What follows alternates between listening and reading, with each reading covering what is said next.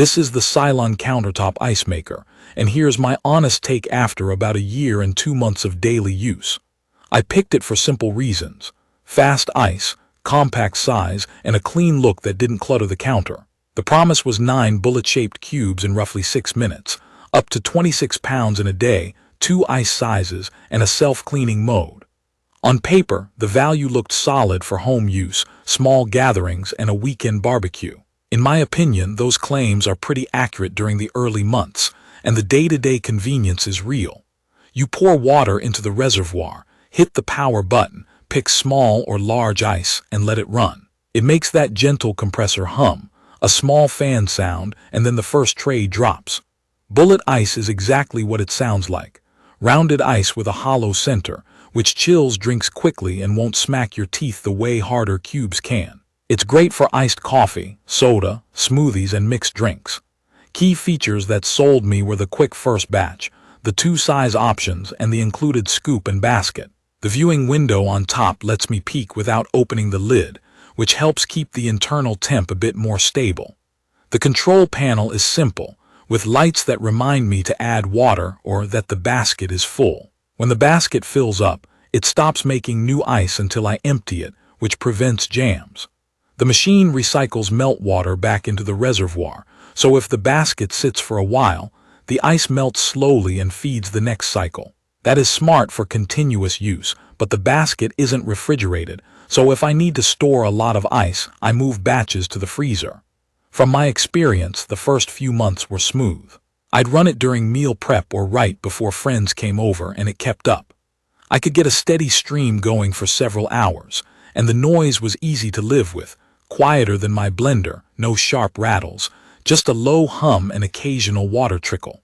It's perfect for a small kitchen or office break area where you want fresh ice without a large, plumbed-in unit.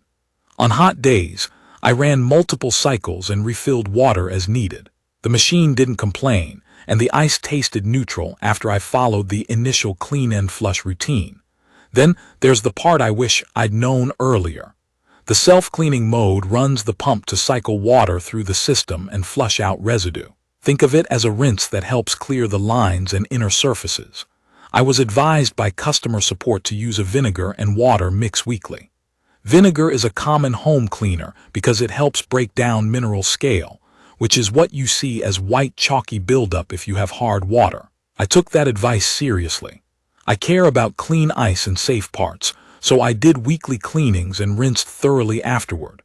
Over time, I started spotting a bluish tint in areas I could see with a light, especially around the back where the ice-making prongs reach into the water and along the metal tubing inside. The tips of the nodes where ice forms looked faintly blue. When I wiped around with a paper towel, I got a blue-green residue that reminded me of tarnish on old copper. That raised a big red flag for me. I can't prove a perfect cause and effect in a lab, but I strongly suspect that frequent vinegar exposure wasn't playing nicely with the internal metals. If you've seen what happens to copper or brass when it reacts with certain acids, you'll understand why I got concerned. I cut back to monthly cleanings and tried plain water flushes in between, but I was already seeing that tint.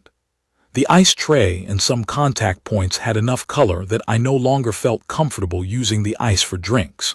I'm past the warranty period now, and I have to be realistic about risk versus reward. The machine still makes ice. The compressor still runs. The panel still works. But once I noticed the residue where the ice forms, I couldn't ignore it. In my opinion, the guidance to use vinegar weekly was too aggressive for the build materials. A gentler routine probably makes more sense, like using filtered water from the start to reduce scale, running the self-clean cycle with plain water more often, and saving any acidic cleaner for a rare deep refresh.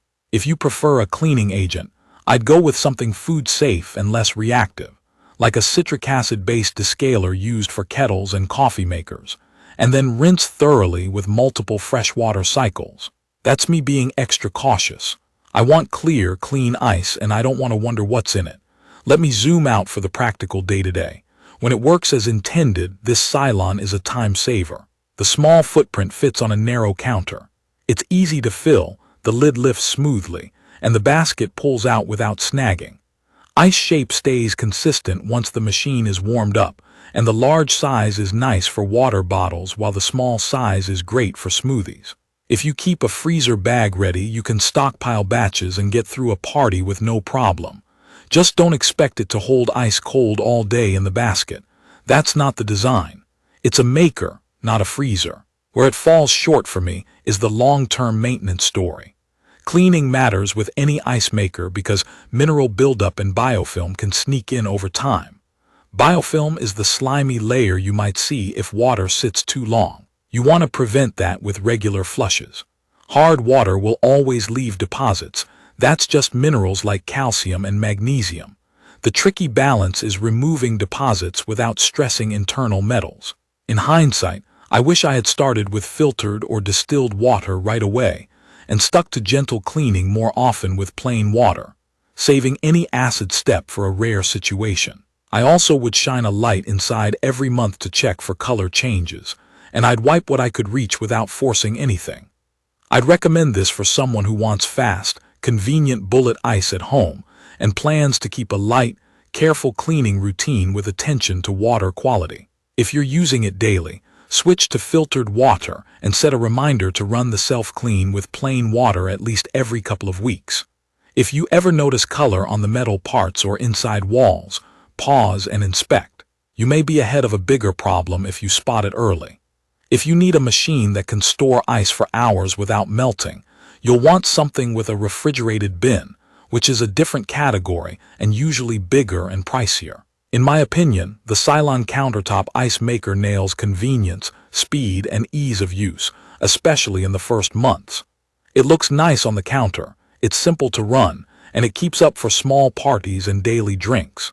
My personal sticking point is the potential for corrosion I observed after frequent vinegar-based cleaning. Once I saw the blue-green tint near the ice-making parts, the trust was gone for me, and I decided to look for a replacement rather than gamble on more cleaning to reverse it. That doesn't erase the good parts of the experience, but it matters to me when we're talking about something I drink. In conclusion, key features like quick cycles, 2 ice sizes, simple controls, and a compact design make this an easy product to like. From my experience, the long-term care routine deserves more careful guidance than Vinegar Weekly. If you already own it, consider gentler cleaning, better water, and frequent plain water flushes. If you're shopping, weigh the great day one convenience against the maintenance curve and think about how you'll keep the internals clean without being harsh. I still think the idea of a countertop ice maker is worth it for a lot of households. I just want the cleaning guidance to match the material so users don't have to learn the hard way. If this video helped, please subscribe to the channel and leave a comment with your questions or your own experience with the Silonn or any other ice maker. Thank you for watching.